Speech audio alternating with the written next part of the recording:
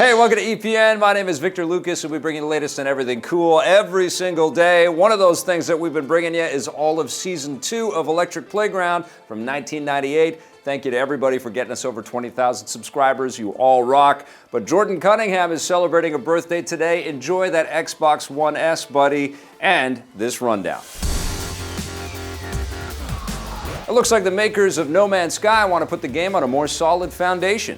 Developer Hello Games has announced a new update for their controversial space exploration game that's meant to be the first step towards fixing its many problems. It's called the Foundation Update, and alongside bug fixes, it introduces big new features like the ability to build your own base, farm alien crops, and purchase huge interstellar freighters, and play in 3 new game modes with different rule sets. Basically, the update gives players more to do inside the No Man's Sky universe, which addresses the main problem with the game, that it's far too empty. Before you get excited, Hello Games is saying that the Foundation update is only the first of many updates and lays the foundation for things to come. Thankfully, all the updates will be free, but given how vocal many of the game's opponents have been over the last few months, it's going to take a lot for Hello Games to win them over. We'll just have to wait and see if what they've got coming is cool enough. The Foundation update is slated to hit Earth in the next few days. Let's celebrate Cyber Monday with a tech story. It looks like hackers may have taken some inspiration from Watch Dogs 2.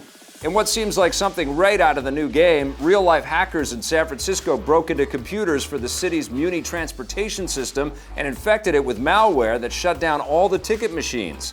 This allowed everyone to ride for free on Saturday, which was a very busy post-Thanksgiving shopping day in the US. But unlike Watch Dogs 2, the hackers weren't doing it for the good of the masses. They were using the malware attack to try and extort the municipal government for 100 bitcoins, or about $73,000. So the free rides were only a side effect of their nefarious plot. Service on the trains has since been returned to normal, and the city hasn't said if they paid them off, although it seems unlikely. Watch Dogs 2 is set in San Francisco, so we wouldn't be surprised if this inspires future DLC for the game. One company that didn't have any trouble selling tickets over the weekend was Disney. The studio's new animated adventure Moana raked in $81 million domestically over the American Thanksgiving weekend, giving it the second biggest Thanksgiving opening of all time. You're doing great. The number 1 biggest Thanksgiving film, in case you're wondering, is Disney's 2013 animated hit Frozen.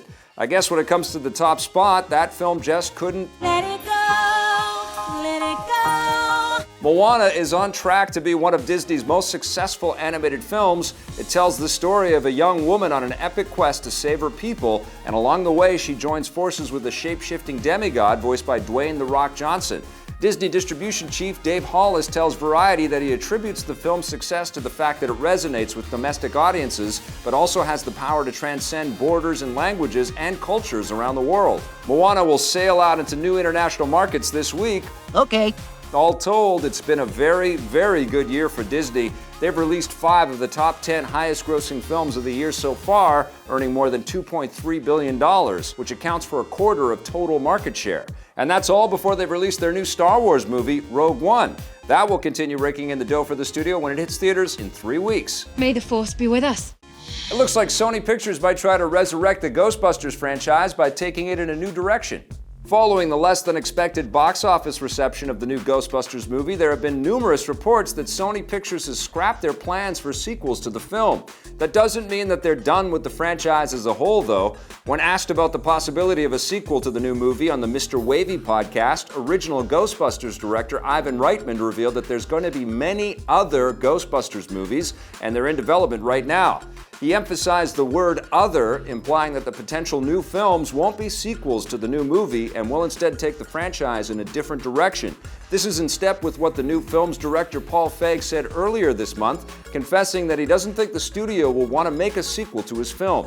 As Sony Pictures has shown with their recent Spider-Man movies, they're not afraid to hit the reboot button and start again if a film doesn't do well at the box office.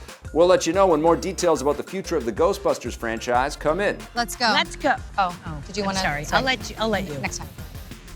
Winter is coming and the roads are getting icy in real life and in video games. Microsoft has announced Blizzard Mountain, the first big expansion for the racing game Forza Horizon 3. It brings ice, snow, blizzards, and extreme elevations to the Forza series for the first time. Players will get to compete in more than 50 new winter-themed events, and they'll also have new Alpine-themed racetracks and environments to explore. There's also 7 new cars, although you might want to make sure that you warm up the engine before driving in the cold conditions. Blizzard Mountain will hit the streets December 13th on the Xbox One and PC, and is available separately or as part of the game's Season Pass. More updates for Forza Horizon 3 will follow in the coming months. And before we go, we'd like to remind you that you have one more day to enter our Hell or High Water giveaway. We're giving away 5 free copies of the modern Western film on Blu-ray, so if you want to win, follow the link below this video to find out how to enter. The contest is only open to Canadians, and the submission deadline is tomorrow. That happens to be when the film itself hits store shelves, and if you haven't seen it, it's definitely worth checking out. I may have one hunt left in me. That wraps us up for the rundown, everybody. Thank you so much for watching. We'll be back again tomorrow with a brand new one. Thanks for watching our video, everybody. Remember, we've got lots of fun videos for you to watch here on our EPN channel, including our preview of Ubisoft's new snowboarding game called Steep. You gotta check that out. And remember, if you like our stuff, make sure you hit subscribe.